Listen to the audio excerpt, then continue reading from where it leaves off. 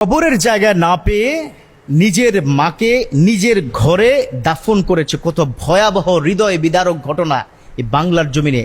গতকালকের কি ঘটনা, আজীব হয়ে যাবেন যে কবর খুঁড়েছে নিজের ঘরে। মা বলে গেছে আমাকে আমার ঘরেই দিস, কারণ আমার তো কোনো জায়গা নেই। এটা কেন বলেছে? আমার বাপের মানুষের জায়গায় মারি দিছি, ওইখানে মারি দেওয়ার পরে জাগো জায়গায় মারি দিছি, তারা আমার মরা বাপের কবরে ঝাড়ু জোতা দিয়ে বেরিয়েছে। এই কারণে মা থাকতে দেখছে, শুনছে যে তোর বাপের ঝাড়ু জোতা দিয়ে বেরিয়েছে, আমি শুনছি মানুষের জায়গায় মারি দিবি না, আমার যেটুকু আছে এটুকুই মারি দিবি। যেই মা তার মেয়ে চোখের পানি ফেলে ফেলে কেঁদে কেঁদে বলেছে যে আমার বাবাকে এখন থেকে 7 বছর আগে পারিবারিক কবরস্থানে যখন দাফন করেছি, তখন আমার মা দেখেছে অন্যের আশেপাশের মানুষগুলো এই জমির জের ধরে আমার বাবার কবরের উপর ঝাড়ু পিটা দিয়েছে। পুরো নাউজুবিল্লাহ।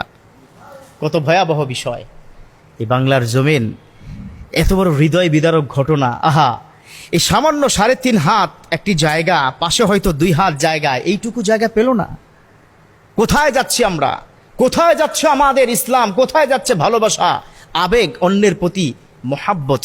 কোথায় যাচ্ছে ভ্রাতৃত্ববোধ, সম্পর্ক? খেয়াল করেছেন আজকে যারা এই কাজটি করেছে? ওই যে মহিলাকে ঘরে কবর দিয়েছে, ওই মহিলার স্বামী যখন কবরস্থানে তাকে দাফন করা হয়েছিল, তার কবরের উপর ঝাড়ু দিয়ে পিটিয়েছে, বলেছে এই জমি আমাদের। জমির ভাগাভাগির জের ধরে ঘটনা। ওই মহিলা তখন বলেছে, মাগো আমি জানি আমার স্বামীকে তারা ঝাড়ু পিটা দিয়েছে, ওই কবরস্থানে আমাকে কবর দিও না, আমার ঘরে দাও। পুরো এলাকাবাসী চোখের পানি ছেড়ে ছেড়ে কান্না করেছে যখন ওই মিডিয়া সাংবাদিক গিয়ে তাদের সাক্ষাৎকার নিয়েছে যে ঘটনা কি, কেন এই ঘটনা ঘটলো। বাংলাদেশে তো কখনো ঘটে নাই। নিজের ঘরে, অর্থাৎ মহিলা যে রুমটার মধ্যে মহিলা ছিলেন, বৃদ্ধা মা ছিলেন, প্রায় 86 বছর 87 বছর বয়স, ওই মহিলার ওই খাটটা সরিয়ে ওখানেই তাকে কবর দেওয়া হয়েছে। তখন এলাকাবাসীকে প্রশ্ন করেছে ঘটনা কি, আপনাদের কি এলাকার মানুষ এতই পাষণ্ড? বলল না, এটার মৌলিক কারণ হচ্ছে তিনি ওসিয়ত করে গেছেন, তার ওসিয়তটা আমাদের রক্ষা করতে হবে। বলল ওসিয়ত কেন করেছেন? বলল তার স্বামীর ওই যে পারিবারিক কবরস্থানে যখন তাকে দাফন করা হয়েছে, ওই স্বামীর ওই জায়গাটুকু মূলত তাদের ছিল না। কবরের পাশে হয়তো একটু 2 হাত বা 1 হাত জায়গা পড়ে গেছে, ওই জায়গার জন্য পর্যন্ত ওই পাশের মানুষগুলো এসে ঝাড়ুপিটা করেছে। মহিলা বলল এটা চাই না, আমি যখন মরে যাব আমার কবর উপর ঝাড়ুপিটা করবে, এটা আমি সহ্য করতে পারবো না রে মা। মা দয়া করে তুমি আমার ঘরে, আমি যেখানে ছিলাম এখানেই তুমি কবর দিয়ে দাও। পুরো এলাকার মানুষের চোখের পানি। এবং সাংবাদিক জিজ্ঞাসা করলো আপনারা চাইলেও তো সিদ্ধান্ত পরিবর্তন করতে পারতেন। বলল না, কিভাবে পরিবর্তন করি? তার কলিজা 7 বছর পর্যন্ত কলিজার ভিতরে দাউ দাউ করে আগুন জ্বলেছে, তার স্বামীকে ওই কবরের উপর ঝাড়ু পিটা দিয়েছে। এজন্য বাংলার মুসলমান আপনাদেরকে বলছি, কোথায় যাচ্ছে আমাদের চরিত্র?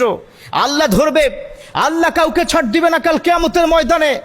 যেদিন ইয়াউমা ইয়াফিরুল মারউ মিন আখি ওয়া উম্মিহি ওয়া আবি ওয়া সাহিবাতিহি ওয়া বানি লিকুল্লি ইমরিইম মিনহুম শাআনু ইউগনি। এই কোরআনের মধ্যে আল্লাহ নিজে বলেছেন যেদিন ভাই তার ভাইকে চিনবে না, যেদিন সন্তান তার মাকে চিনবে না, মা বাবা তার সন্তানকে চিনবে না, সেদিন আল্লাহর কাঠ গড়ায় যারা ওই কবরে ঝাড়ুপিটা করেছে, এই জায়গা জমি নিয়ে যারা এরকম করছে, তাদেরকে আল্লাহর সামনে দাঁড়াতে হবে। Allah must punish them, they have to go to the hell fire. তাদের অবশ্যই আল্লাহর জাহান্নামে যেতে হবে। এজন্য রাব্বুল আলামিন তো বলে দিয়েছেন হাত্তা যুরতুমুল মাকাবির, আমার গোলাম আমার বান্দারা ততক্ষণ পর্যন্ত তাদের পেট ভরবে না, তাদের তৃপ্তি হবে না, তাদের পেটের এই চাহিদা, তাদের মনের চাহিদা ততক্ষণ পর্যন্ত পূর্ণ হবে না যতক্ষণ পর্যন্ত এই কবরে না যাবে। কবর পর্যন্ত চাহিদা থাকে। আরে মানুষ মইরা যায় তখনও বলে আমার ওই কি জমিটার খবর কি। এই জন্য আপনার চিন্তা চেতনার মধ্যে অহংকার, চিন্তা চেতনার মধ্যে লোভ লালসা কমান। আজকে যেই ঘটনা এর সাথে ঘটেছে, যারা ওই কবরে ঝাড়ু পিটা দিয়েছেন তাদের সাথে তার চাইতে আরো নেক্কারজনক ঘটনা ঘটবে। এই জন্য এখন থেকে সাবধান হয়ে যান। আল্লাহ পাক আমাদের বুঝার তৌফিক দান করুক, আমিন।